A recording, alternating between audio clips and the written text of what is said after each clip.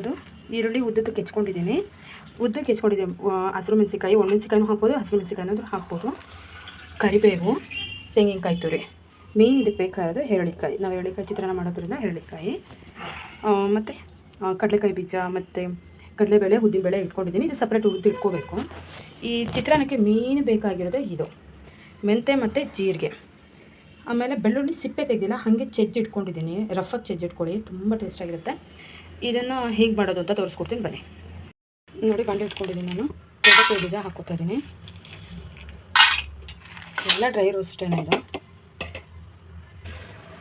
ನೋಡಿ, ಮೆಂತೆ ಹುರ್ಕೋತಾ ಇದ್ದೀನಿ. ಸ್ವಲ್ಪ ಕೆಂಪಗಾದರೆ ಸಾಕು. ಮೆಂತೆ ಜೊತೆಲಿ ಜೀರಿಗೆನೂ ಹಾಕ್ಕೊಂಡಿದ್ದೀನಿ. ಇದಷ್ಟು ಸ್ವಲ್ಪ ಬಿಸಿ ಆದರೆ ಸಾಕು, ಜಾಸ್ತಿ ಸೀಸ್ಬೇಡಿ, ಜಸ್ಟ್ ಇಷ್ಟ. ನೋಡಿ, ಈ ಥರ ಹುರಿದಿಟ್ಕೊಳ್ಳಿ ಸಪ್ರೇಟು. ಆಮೇಲೆ ಮೆಂತೆ ಜೀರಿಗೆನ ಹುರಿದಿಟ್ಕೊಂಡಿದ್ದೀನಿ. ಇದು ಪೌಡ್ರ್ ಮಾಡ್ಕೋಬೇಕು. ರಫ್ ಪೌಡ್ರ್ ಬೇಡ, ಫುಲ್ ಪೌಡ್ರ್ ಮಾಡಿಕೊಂಡು ಓಕೆ. ನೋಡಿ, ಈ ಥರ ಕಲ್ಲಲ್ಲಾದರೂ ಪೌಡ್ರ್ ಮಾಡ್ಕೋಬೋದು, ಇಲ್ಲ ಅಂದರೆ ಮಿಕ್ಸಿಲಾದರೂ, ಜಾಸ್ತಿ ಆದರೆ ಮಿಕ್ಸಿಲಿ ಮಾಡ್ಕೋಬೋದು.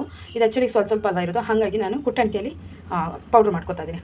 ಒಳ್ಳೆ ಪುಡಿ ಮಾಡ್ಕೊಳ್ಳಿ, ರಫ್ ಎಲ್ಲ ಮಾಡ್ಕೋಬೇಡಿ. ಸಾಸಿವೆ ಜೀರಿಗೆ ಹಾಕಿದ್ದೀನಿ, ಸ್ವಲ್ಪ ಹಿಂಗು ಹಾಕ್ತಾಯಿದ್ದೀನಿ. ಕರಿಬೇವು, ಮೆಣಸಿನ್ಕಾಯಿ ಕೂಡ ಹಾಕ್ಕೊಂಡಿದ್ದೀನಿ. ಇದು ಸ್ವಲ್ಪ ಫ್ರೈ ಆಗಬೇಕು. ಮೆಣಸಿನ್ಕಾಯಿ ಫ್ರೈ ಆದ್ರೇ ಇದರಲ್ಲಿ ಸ್ವಲ್ಪ ಟೇಸ್ಟ್ ಬರೋದು. ಹಾಗಾಗಿ 1 ನಿಮಿಷ ಫ್ರೈ ಆಗೋದು. 1 ನಿಮಿಷಕ್ಕೆಲ್ಲ ಆಗುತ್ತೆ, ಸಾಕು ಅಷ್ಟಾದರೆ, ತುಂಬ ಸೀಸೋದು ಏನು ಬೇಡ. ನೋಡಿ, ಮೆಣಸಿನ್ಕಾಯಿ, ಹಸಿರು ಮೆಣಸಿನ್ಕಾಯಿ ಇಷ್ಟು ಫ್ರೈ ಆದರೆ ಸಾಕು. ಒಣಮೆಣಸಿನ್ಕಾಯಿ ಹಾಕೊಂಡ್ರೆ ನಿಮ್ಗೆ ಇಷ್ಟೊಂದು ಫ್ರೈ ಆಗೋ ಅವಶ್ಯಕತೆ ಇರೋಲ್ಲ. ಹಸಿರು ಮೆಣಸಿನ್ಕಾಯಿ ಹಾಕೊಂಡ್ರೆ ಮಾತ್ರ ನೀವು ಜಾಸ್ತಿ ಫ್ರೈ ಮಾಡ್ಕೊಳಕ್ಕಷ್ಟೇ. ಇವಾಗ ಈರುಳ್ಳಿ ಹಾಕ್ತಾಯಿದ್ದೀನಿ. ಇವಾಗ ನಾನು ಅರಿಶಿನ ಮತ್ತು ಉಪ್ಪು ಹಾಕ್ಕೊತಾ ಇದ್ದೀನಿ.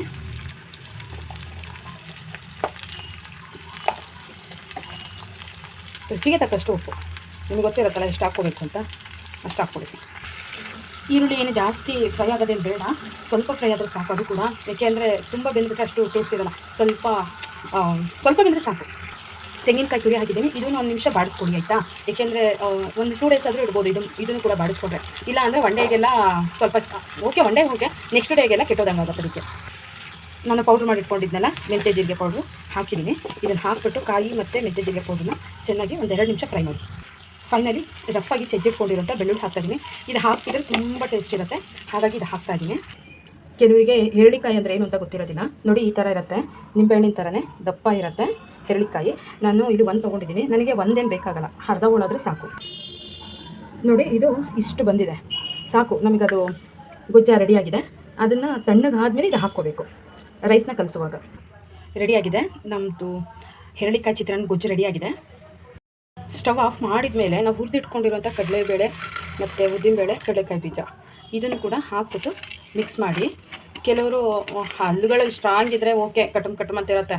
ಸ್ವಲ್ಪ ಏಜ್ ಆಗಿರೋರಿದ್ದರೆ ಸ್ವಲ್ಪ ಪ್ರಾಬ್ಲಮ್. ಅದಕ್ಕೆ ಗೊಜ್ಜು ಆದಮೇಲೆ ಹಾಕಿ ಸಾಕು, ಅದು ಅಷ್ಟು ಸೆಟ್ ಆಗಿಬಿಡುತ್ತೆ ಅದು. ಫೈನಲಿ ನಮ್ಮ ಹೆರಳಿಕಾಯಿ ಚಿತ್ರಾನ್ನ ರೆಡಿ ಆಯಿತು. ಬೆಳಗಿನ ಬ್ರೇಕ್ಫಾಸ್ಟಿಗೆ ಅಥವಾ ಎಮರ್ಜೆನ್ಸಿ ಅಂತ ಇದ್ದಾದ್ರೂ ಮಾಡಿಕೊಂಡು ಬಾಕ್ಸಿಗೆ ಹಾಕ್ಕೊಂಡು ತೊಗೊಂಡೋಗ್ಬೋದು. ತುಂಬ ಹೆಲ್ತಿ ಫುಡ್ಡು. ಲೈಕ್ ಮಾಡಿ, ಶೇರ್ ಮಾಡಿ, ಸಬ್ಸ್ಕ್ರೈಬ್ ಆಗಿ. Thank you.